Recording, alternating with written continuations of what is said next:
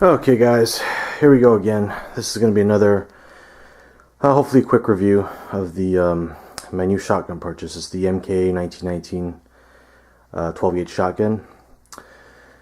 Alright, here it is. It's on my wall of fame here. I'll try to do a fast review, just a basic comparison between the Saiga 12 and this, because I have owned the Saiga 12 before, so I'll kind of give you, my personal views on what I think.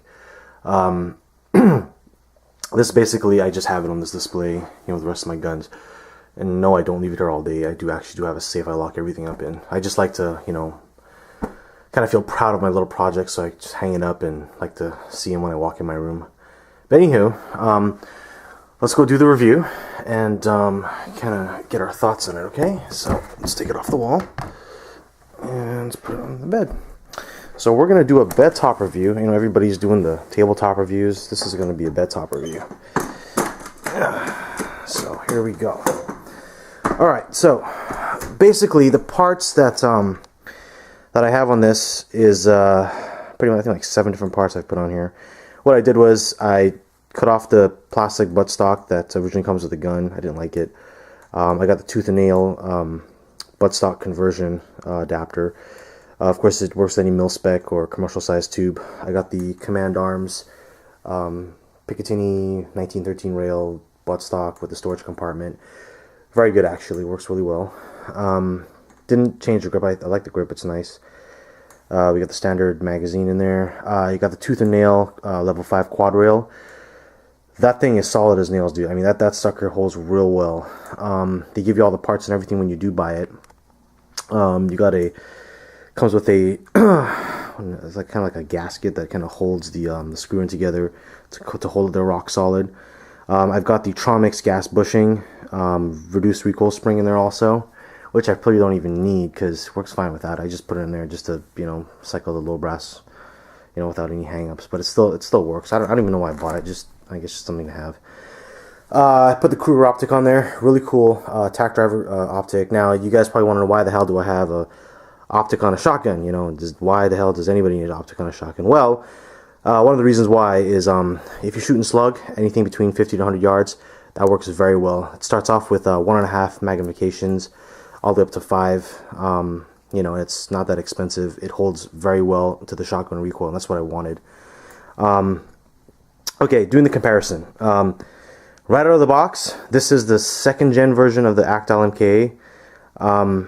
Versus the Saiga 12. When I got my Saiga 12, the is 109, and I converted it, I've had so many problems with it. It worked really well after, I kind of worked out the bugs and everything.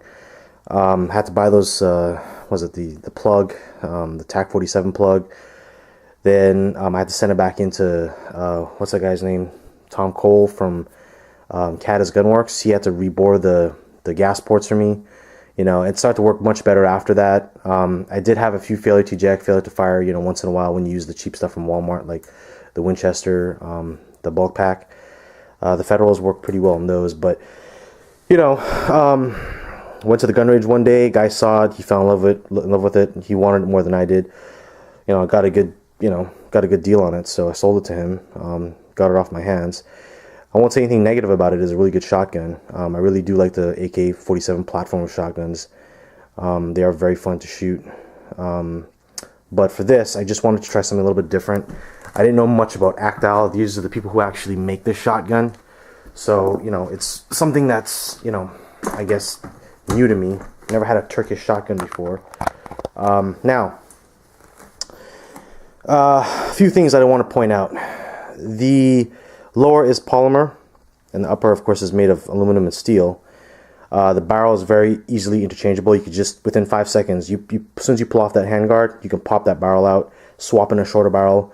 I don't think they make them yet, but probably will soon. I don't know, one of those aftermarket companies will make it. That's one of the cool things I like versus the Saiga 12, that the barrels are very interchangeable, very easily interchangeable.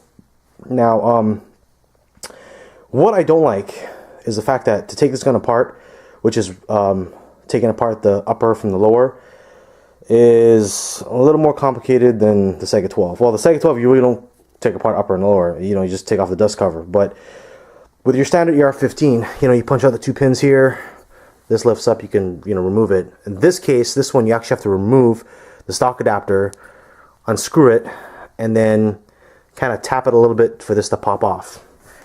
It's kind of a, I don't know. For me, I like to remove things really quickly. You know, that'll take a little while to kind of come apart if you're in an emergency situation. Well, you shouldn't have to take it apart, you know, unless there's something's really wrong with the gun, but I still like the convenience of popping out 2 pins and, you know, taking it apart very easily. In this case, the Actile is not like that. So that kind of, you know, is a downside to me. But what I do like about it is the convenience of how all the operating controls are. Like, it's almost identical to the standard AR-15. You've got the last round bolt hole opener. You got the bolt release switch on the sides. The safety selector switches on the side. Magazine release is in front. Almost everything is almost the same. Just the fact that when taking apart the gun is not the same. I prefer this over the Sega 12. Some of you are wondering, you know, why? You know, AK-47 platform is probably the toughest build, and it is. I would say it is the toughest build. But I just like how all the controls are on this. I like the fact that you know, when I took this gun out of the box, it cycled like 95% of everything that I put into it. The Sega 12, I'd say 20%, and that kind of really pissed me off. The fact that, you know, I bought a Sega 12, you know, I think at the time I paid like $750 for the gun, and that was unconverted, and it just didn't work out of the box. It was very frustrating. And then I had to wait 4 weeks to get it back, and all the other, you know, bullshit after that. So, you know, still a fun gun to shoot, just a hassle of, you know, going through all that crap just to get it to work properly. Some people did get lucky though and had Sega 12s that right out of the box they work fine. In my case, I wasn't that lucky one, and I just had to wait a little bit longer for my gun. Other than that, you can get the high capacity magazines for them. This is the Salem 6 magazine. This holds 10 rounds. This is made with like high impact resistant polymer. This is tough as nails, dude. This is really good. They did a really good job making this conversion kit using the standard 5-round magazines. So yeah, if any of you guys are interested in buying the Salem 6, just go to their website, and they're like $20 a pop, and I think it's more than worth that, to be honest with you. So good stuff. So it is a true 10-round magazine, and they do cycle, you know, 100%. Had any problems with it? You know, you got all the cheap shit here that you can use. You know, the Remington low brass, you know, for clay pigeons.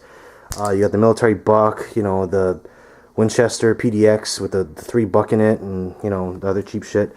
Those all work really well in this gun. I cannot complain at all. After doing this conversion, I mean, a lot of people, when I go to the range, I think it's actually a 308 I'm shooting, because the size of it, the way how it looks, it feels so, you know, real solid, especially after doing this conversion. Now, these parts are here that are on here right now. Everything combined together is like around $550 that I spent total. So, you know, it's definitely something that I do recommend. So if you ever do get in the market for, you know, buying one of these guns, go ahead, look at Tooth and Nail Armory. They're really good. Firebird Precision is also doing something really well for these guns. I think he's actually building his own lower made out of aluminum. Something really new to the market he's bringing. He's really good at making his stuff. Of course, you know, you got the other standard AR-15 parts that you can put on there after you put the stock adapter on there. And of course, any kind of optic that you want. Some of you won't care for an optic. I do, because I like to shoot slugs. Other than that, that's pretty much about it. You know, this is just a quick review, nothing too fancy. Just my perspective on the gun itself. So, thanks a lot for watching, and hope you enjoyed it.